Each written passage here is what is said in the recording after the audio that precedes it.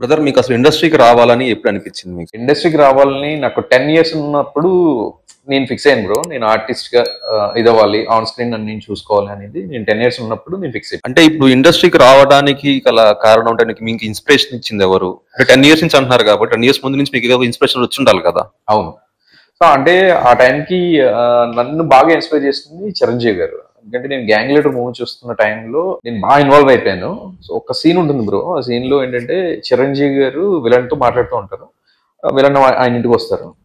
So ఆ process లో వాళ్ళిద్దరి మధ్య సీరియస్ కాన్వర్సేషన్ జరుగుతుంది. వీళ్ళిద్దరు మాట్లాడుకున్న టైంలో సందులోకి వెళ్ళి మాట్లాడతారు వాళ్ళ ఇంటికి వచ్చిన తర్వాత. కరెక్ట్ గా నేను సినిమా చూస్తున్నాను, ఇన్వాల్వ్ అయిపోయి ఉన్నాను. నాకు కూడా కోపం వస్తుంది. ఇప్పుడు చిరంజీవి లాగా నేను ఫీల్ అవుతున్నాను.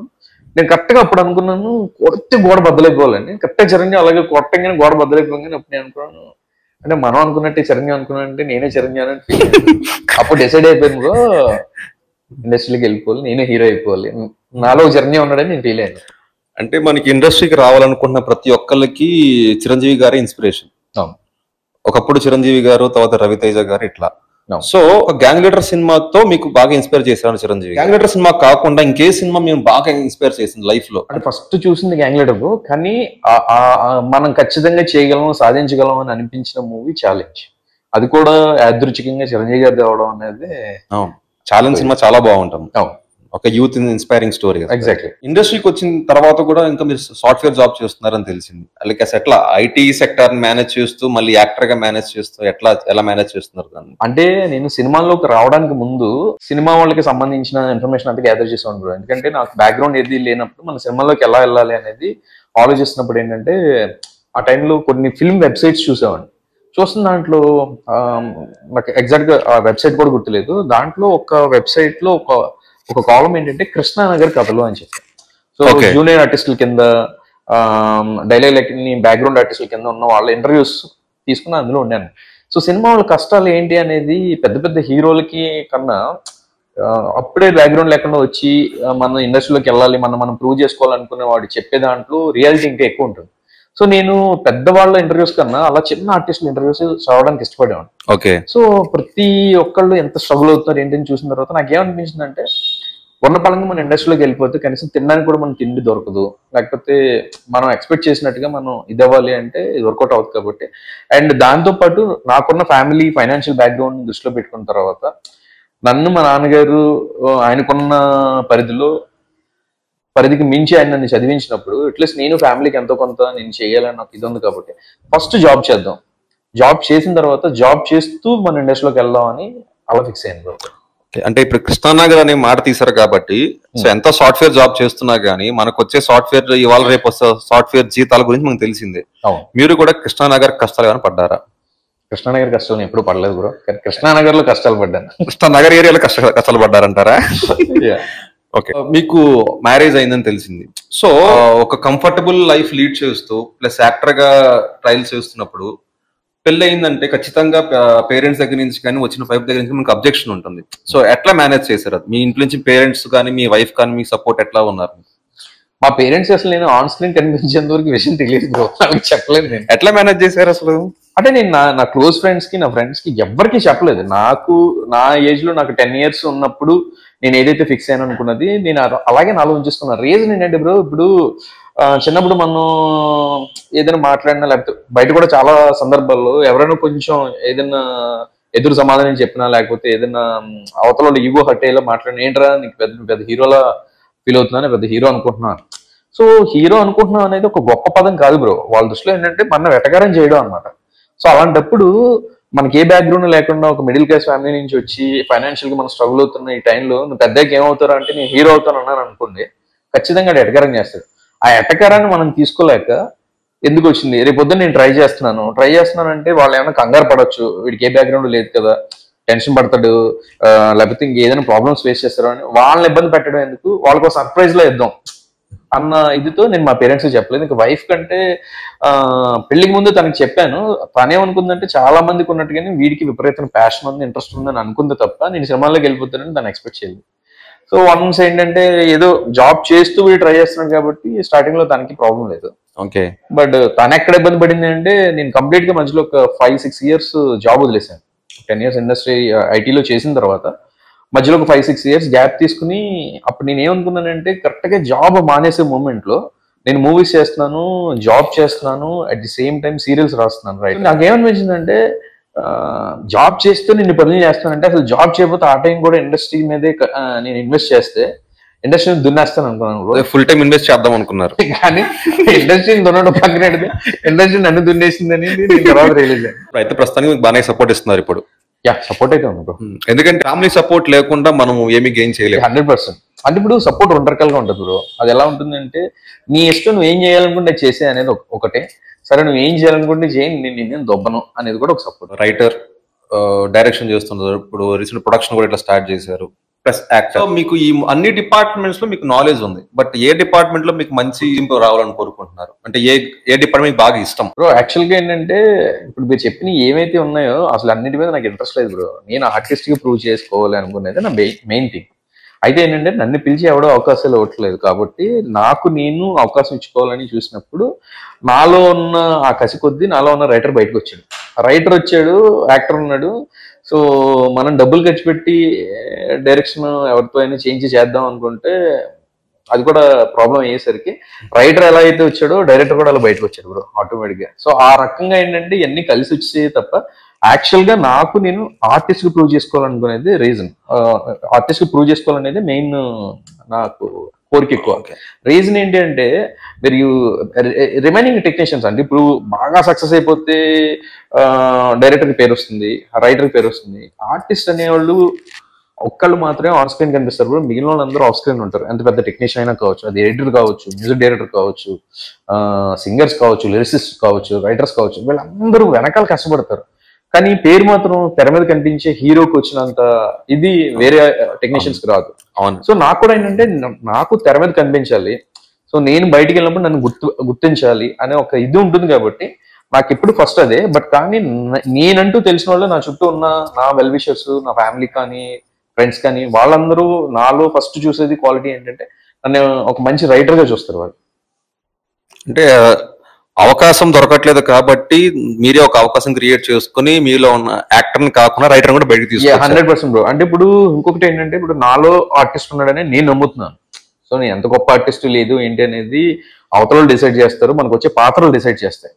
ఇక్కడ పాయింట్ ఏంటంటే ఆర్టిస్ట్ కి మనం ఎంతకాలం ట్రై చేసినా కూడా మనకి సరైన అవకాశం రాకపోతే మనం ప్రూవ్ చేసుకోవాలి. యాక్చువల్ గా ఇప్పుడు నేను అంతకుముందు చాలా వెబ్ సిరీస్లు చేశాను, కొన్ని మూవీస్ చేశాను బ్రో. దీంట్లో ఎక్కడా కూడా ఏంటంటే నా పొటెన్షియల్ చూపించుకునేలాగా నాకు పాత్ర దొరకలేదు. అలా పాత్ర దొరకాలి అంటే మన గురించి ఒక పాత్ర సృష్టించబడి ఉండాలి, అదృష్టం కొద్దీ అది మనకి రావాలి. బట్ కానీ అది జరగనప్పుడు బట్ చేసిన వాటిలో నాకు ఒక పాత్ర చాలా సాటిస్ఫాక్షన్ ఇచ్చింది అండ్ ఎక్కువ ఫేమ్ కూడా తీసుకొచ్చింది. అది కూడా ఏంటంటే అనసూయ రామలింగం అని ఒక వెబ్ సిరీస్ చేసాం, అది చాలా హిట్ అయింది అది వెబ్ సిరీస్. సో దానికి నాకు మంచి పేరు వచ్చింది అండ్ మంచి పాత్ర దొరికింది. సో అప్పుడు నాకేమనిపించింది అంటే ఇలాంటి మంచి పాత్ర వస్తే మనం సక్సెస్ అవుతాం, మనకు పేరు వస్తుంది. బట్ ఎంతకాలం వెయిట్ చేసినా అలాంటి క్యారెక్టర్స్ మన కోసం ఎవరు సృష్టిస్తారు బ్రో? ఎవరో క్రియేట్ చేయరు కదా. సో అప్పుడు మన ఓన్ ప్రాజెక్ట్ కి మనమే రాసుకోగలిగితే మనకి నచ్చిన క్యారెక్టర్ లో మనం చేస్తే మనకి పేరు తెచ్చుకోవచ్చు, మనం అనుకున్న ఇది కూడా ఇదవుతుంది అనేది నమ్మే నేను. సో అందుకేనా లైక్ మీరు అంటే మీకు మీ పొటెన్షియాలిటీకి తగ్గ క్యారెక్టర్స్ రావట్లేదనేనా ఇప్పుడు యూట్యూబ్ లో కొత్త ఛానల్ పెట్టుకుని మీరు కొత్తగా మీ టాలెంట్ మీరు మార్కెటింగ్ చేసుకుంటున్నారా? అంటే ఎగ్జాక్ట్ రీజన్ అయితే అది కాదు, బట్ నాకున్న ప్యాషన్ ని, నాకున్న ఇదిని నా వెల్ విషర్స్ కొంతమంది ముందుకు వచ్చి లేదు మనం ఇలా చేద్దాం, ప్రొడక్షన్ హౌస్ స్టార్ట్ చేద్దాం అని చెప్పేసి ఆ ప్రొడక్షన్ హౌస్ స్టార్ట్ చేసి దాంట్లో ఎగ్జిక్యూషన్ పార్ట్ లో నన్ను కూడా ఇన్వాల్వ్ చేయడం వల్ల అండ్ నాకు కూడా అది విన్ విన్ సిచ్యువేషన్ లాగా వాళ్ళకి ప్రొడక్షన్ చేసినట్టు ఉంటుంది, అట్ ది సేమ్ టైం నన్ను నేను ప్రమోట్ చేసుకున్నట్టు ఉంటుంది అన్న ఇదిలో నేను ఇది కొలాబరేట్ అయ్యి వాళ్ళతో స్టార్ట్ చేశాను. అంటే ఇందాక మీరు అన్న దాంట్లో నన్ను నేను ప్రమోట్ చేసుకోవడం అన్నారు కదా, ఈ షార్ట్ ఫిలిమ్స్ కానీ వెబ్ సిరీస్ ఈ సీజన్ స్టార్ట్ అయిన దాంట్లో ఇనిషియల్ గా మీరున్నారు, తర్వాత చాలా మంది వచ్చారు, నేమ్స్ అనవసరం లేండి.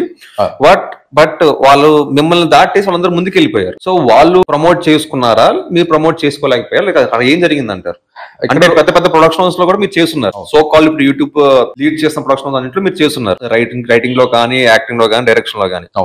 సో అక్కడ చేసిన ఆర్టిస్టులు ఇప్పుడు చాలా మంది చాలా ఫేమస్ అయిపోయారు. సో వాళ్ళు ప్రమోట్ చేసుకున్నారా లేదా మీరు చేసుకోలేకపోయారు? అంటే అక్కడ ఏం జరిగింది అంటారు? అంటే ఇక్కడ రెండు విషయాలు బ్రో. ఒకటి మీరు అన్నట్టు నన్ను నేను ప్రమోట్ చేసుకోలేకపోయాను. దానికి రీజన్ ఏంటి అంటే, ఎంతసేపు నా విజన్ మనం సినిమా టార్గెట్, సినిమా కొట్టాలి, సినిమా ఇంతే తప్పితే సినిమా కాకుండా కూడా మన చుట్టూ ఈ సీరియల్స్ ఉన్నాయి, ఇంకా యూట్యూబ్ ఉంది, ఇలాంటివి నేను పట్టించుకోలేకపోవడం అనేది అది నా ఇష్యూ అది. సో నేను ఎప్పుడైతే దీనికి ఉన్న పొటెన్షియాలిటీని నేను గ్రహించగలిగి ఉండుంటైతే అప్పుడు నేను కాన్సన్ట్రేషన్ ఖచ్చితంగా దీని మీద పెట్టుండేవాడిని. అప్పుడే నాతో పాటు మీరు అన్నట్టు నాతో పాటు వచ్చిన వాళ్ళు, నాకన్నా వెనకాల వచ్చిన వాళ్ళు ఎలా అయితే సక్సెస్ అయ్యారో మేబీ నేను అలా అయి ఉండేవాడిని. సో నేను ఆ టైంకి రియలైజ్ అవ్వలేకపోయాను. అవునన్నా కాకుండా ఇట్స్ క్రియేటివ్ ఫీల్డ్. సాఫ్ట్వేర్ లో కూడా మీరు చేస్తున్నారు కాబట్టి we need to market our resume to get a job. అట్లానే క్రియేటివ్ ఫీల్డ్ లో కూడా మన ప్రొఫైల్ ని మనం మార్కెట్ చేసుకోకపోవడం అనేది ఒక బ్యాడ్ థింగ్ అంటారా? 100%. So do you feel any regret on that? నాకు ఏదైనా రిగ్రెట్ ఉందంటే నేను ఒక ప్రాపర్ ప్రొఫైల్ బిల్డ్ చేసుకోలేకపోయాను అనేది రిగ్రెట్ ఉంది. సో దాన్ని నేను ఇంకా త్వరలో రెక్టిఫై చేసుకుని ముందుకెళ్ళాలనుకో. జనరల్ గా ఇండస్ట్రీలో మనకి నెపోటిజం సో ఇలాంటివన్నీ మనకి ఉంటా ఉంటాయి. ఏమీ లేదు అని అంటారు కానీ డౌన్ ప్లే చేస్తుంటారు కానీ నడుస్తానే ఉంటది. సో మోరల్ లెస్ యూట్యూబ్ కూడా ఒక 70mm స్క్రీన్ తగ్గట్టు ఒక షార్ట్ ఫిల్మ్స్ గానీ, వెబ్ సిరీస్ గానీ ఇట్లా. సో అలాంటి కైండ్ ఆఫ్ థింగ్స్ ఏమన్నా మీరు ఫేస్ చేశారా మీ యూట్యూబ్ టోటల్ కెరియర్ లో? అలా ఏముండదు బ్రో. అంటే ఇప్పుడు నెపోటిజం అనేది నెపోటిజం ఒకటే కాదు, నెపోటిజం అనే కాదు, చెప్పింది అర్థమైంది. బట్ మీరు ఆ నెపోటిజం అనే వర్డ్ యూజ్ చేశారు కాబట్టి దాన్ని బేస్ చేసుకుని ఒకటి చెప్తాను మీకు. నెపోటిజం అంటే మనం వారసత్వం. ఒక హీరో ఉంటాడు, వాడి కొడుకుని హీరో చేయాలనుకుంటాడు, ఆ తర్వాత వాడి మనవాడిని చేయాలనుకుంటాడు, సంథింగ్ ఇలా. ఇక్కడ మీరు అక్కడ తీసుకుంటే వాళ్ళు ఏం చేస్తారంటే ఓన్ ఫ్యామిలీ కాబట్టి చేస్తున్నారు. అలాగే ఇప్పుడు మనం వారసత్వం అనేది కాసేపు పక్కన పెట్టి నేను ఇండస్ట్రీలో ఒక డైరెక్టర్ అయ్యాను అనుకో బ్రో, నేను డైరెక్టర్ అయ్యే ఈ ప్రాసెస్ లో నాతో ఎవరైతే కలిసి అంతకుముందు పనిచేశారో ఫస్ట్ నేను వాళ్ళకి అవకాశం ఇవ్వాలనుకుంటాను. అదేంటంటే అది kind of favouritism. So obviously ఇప్పుడు అలాగే ఇంకో డైరెక్టర్, ఇంకో రైటర్, వాళ్ళు ఏదైనా ఇంకో ప్రొడ్యూసర్ ఏదైనా ప్రాజెక్ట్ చేయాలనుకున్నప్పుడు వాళ్ళతో అంతకుముందు అసోసియేట్ ఎవరైతే ఉన్నారో ఫస్ట్ ప్రయారిటీ వాళ్ళకి ఇస్తారు. సో అలా ఇదిలో మనకి కొన్ని అవకాశాలు మిస్ అయిపోతూ ఉంటాయి.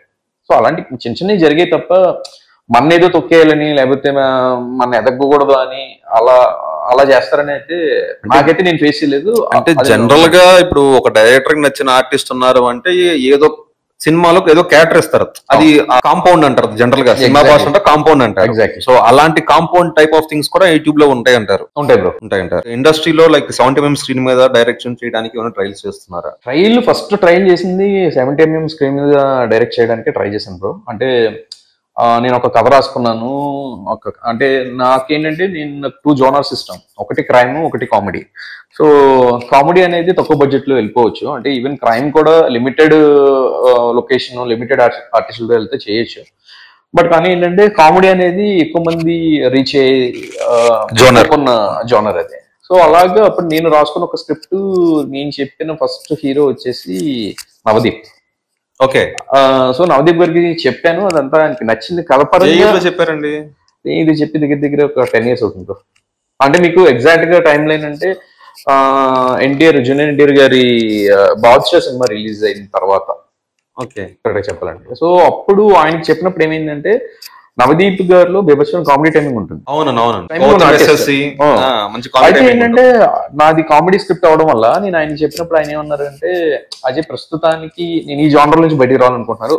అంటే మన ఇండస్ట్రీలో ఉన్న ప్రాబ్లం ఏంటంటే ఒకళ్ళు ఒక క్యారెక్టర్ చేశారు, అందులో క్లిక్ అయ్యారంటే అన్ని సిమిలర్ క్యారెక్టర్స్ ఇస్తారు. ఇప్పుడు మీరు సాయి కుమార్ గారిని తీసుకున్నారు అనుకోండి, ఆయన పోలీస్ క్యారెక్టర్ లో హిట్ కొట్టారు కాబట్టి పోలీస్ స్టోరీ లో ఇంకా వరుస పెట్టి ఆయన కెరీర్ లో చేసిన మాక్సిమం క్యారెక్టర్ లో పోలీస్ సినిమాలు ఉంటుంది. సో అలాగా ఆ మొన్నటి నుంచి బయటకి రావాలని నవదీప్ గారు ఆ టైంకి ప్రయత్నించారు. అదే టైంలో బాద్షా చేశారు, ఒక నెగిటివ్ షేడ్ క్యారెక్టర్ చేశారు. సో ఆయన ఏమన్నారంటే, అజయ్ నేను సిమిలర్ గానే కామెడీ ఇలాగే చేసుకుంటూ వెళ్ళాను, నీ స్క్రిప్ట్ కూడా అలాగే ఉంది. సో ప్రస్తుతం నేను కామెడీ చేయాలని అనుకోవట్లేదు. ఇన్ కేస్ ఫ్యూచర్ లో ఆ టైంకి నువ్వు సినిమా చేయాలి అన్న ఇదికి ఉండి నేను ఇంకా నెక్స్ట్ మళ్ళీ బ్యాక్ టు కామెడీ అనుకున్నప్పుడే ఏమన్నా చేద్దాం. బట్ వీళ్ళకు నువ్వు ఏమన్నా బయట ట్రై చేస్తానంటే ట్రై చేయండి. వర్కౌట్ అవ్వలేదు. ఇంకా ఆ తర్వాత నెక్స్ట్ సంపుకి చెప్పాను వేరే కదా, అది కామెడీది. తనకి నచ్చింది. బట్ ఏంటంటే ప్రొడ్యూసర్ సైడ్ స్టోరీ కొంచెం చేంజ్ చేయమన్నప్పుడు, అంటే వాళ్ళదే తప్పని నేను అన్నాను. ఎందుకంటే డబ్బులు పెడుతున్నారు కాబట్టి కమర్షియల్ ఆస్పెక్ట్స్ లో వాళ్ళు కొన్ని ఆలోచిస్తారు. క్రియేటివ్ ఆస్పెక్ట్స్ లో ఏంటంటే వాళ్ళు చెప్పిన చేంజెస్ చేస్తే కథ చచ్చిపోతుందని నేను నమ్మడం వల్ల అది కూడా అవ్వలేదు. సో నేను చేసిన ప్రయత్నాలు అంటే గట్టిగా ఉండే. అంటే ఇప్పుడు end of the day producer అనేవారు మనీ ఇన్వెస్ట్ చేస్తారు. ప్రాఫిట్ వచ్చినా లాస్ వచ్చినా ప్రొడ్యూసర్ కే, అవును but captain of the ship వచ్చేసి డైరెక్టరే. సో ఈ టోటల్ టూ కాంట్రాస్ట్ థింగ్స్. అవును బట్ క్రియేటివిటీ మనదైనా కానీ డెబ్యూటెంట్ గా మనకి అవకాశం ఇస్తున్నప్పుడు ఏదో ఒక పాయింట్ లో మనం కాంప్రమైజ్ అవుతారు జనరల్ గా. అవును. సరే ఎందుకు అవ్వలేకపోయారు అది? అంటే ఒకటి బ్రో, సీరియస్ గా చెప్పాలంటే ఇప్పుడు ఆ కథ ఏదైతే రాసుకుంటామో మనం, అది మనం ట్రూగా మనం హార్ట్ పెట్టి రాస్తాం. రాసిన తర్వాత సినిమా అది హిట్ అవ్వచ్చు, హిట్ అవ్వకపోవచ్చు బ్రో. ఓకే, సినిమా హిట్ అవటం అవ్వకపోవడం అనేది మంచి అది మన చేతిలో లేదు. నేనేమంటానంటే ఇన్ కేస్ మీరు అన్నట్టు అక్కడ నేను కాంప్రమైజ్ అయ్యి ఉంటే, ఒకవేళ సినిమా పోయింది అనుకోండి, నాకు రిగ్రెట్ మిగిలిపోద్ది. అరే నేను బలంగా నేను నమ్మిన దాని మీద నిలబడి ఉంటే సినిమా హిట్ అయ్యి ఉండేది కదా అని. ఆ రిగ్రెట్ నేను ఫీల్ అవ్వకూడదు. ఒకవేళ మీరు చెప్పినట్టు ఏంటంటే చేంజెస్ చేసి నేను హిట్ కొట్టాను అనుకోండి, కాంప్రమైజ్ అయ్యి హిట్ కొట్టాను అనుకోండి, కానీ లోపల నాకు ఎక్కడో ఒక గిల్ట్ ఫీలింగ్ ఉంటుంది కదా. అరే ఈయన చెప్పినట్టుగా చేశాను, హిట్ కొట్టింది, నేను చెప్పినట్టుగా చేస్తుంటే సూపర్ హిట్ కొట్టేదేమో కదా, ఎక్కడో ఒక రిగ్రెట్ ఉండిపోద్ది. ఆ రిగ్రెట్ నేను క్యారీ చేయడం ఇష్టం లేక నేను కాంప్రమైజ్ అవ్వలేదు. నేను ఎందుకు ఈ క్వశ్చన్ అడిగానంటే, ఒక 2 days బ్యాకే పూరి శ్రీనివాస్ గారి ఇంటర్వ్యూ చూశాను. ఓకే, పాత ఇంటర్వ్యూ ఒక ఛానల్ లో వచ్చింది. బద్రీ సినిమా అవకాశం ఇవ్వడానికి వచ్చినప్పుడు పవన్ కళ్యాణ్ ఇది అడిగారంట. ఓకే, స్టోరీ నరేట్ చేశారంట పవన్ కళ్యాణ్ గారికి.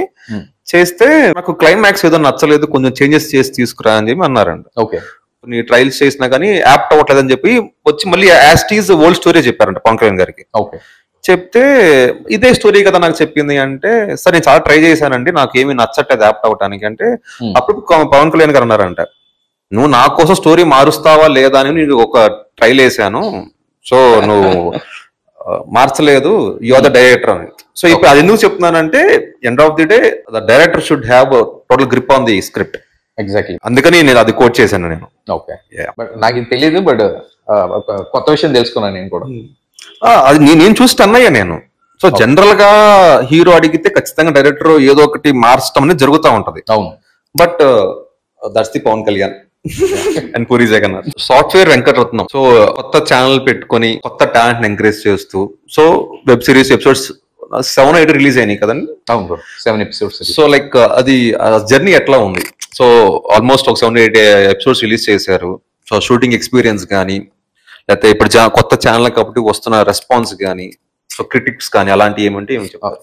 అంటే ఎక్స్పీరియన్స్ బాగుంది బ్రో. అంటే ఇది మనం అనుకున్న ప్రాజెక్ట్ మన చేతుల్లో నుంచి వచ్చి మన చేతుల మీదుగా స్టార్ట్ అయ్యి అది ఎగ్జిక్యూట్ అవుతుంది అనేది బాగుంది. సో ఈ జర్నీలో కొత్త నేను నేర్చుకుంటున్నాను. ఎందుకంటే ఎంత ఎక్స్పీరియన్స్ ఉన్నా కూడా నేర్చుకోవడానికి ఈ ఫీల్డ్ అనే కాదు, ప్రతి ఫీల్డ్ లోనూ ఉంటుంది. ఎందుకంటే టెక్నాలజీ మారుతూ ఉంటుంది, టెక్నిక్స్ మారుతూ ఉంటాయి.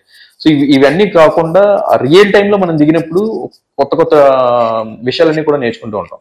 ఈ ప్రాజెక్ట్ లో నాకు ప్లస్ అవుతుంది ఏంటి అంటే, నాకు రైటింగ్ ఎలాగో ఉంది, యాక్టింగ్ ఉంది, డైరెక్షన్ ఉంది.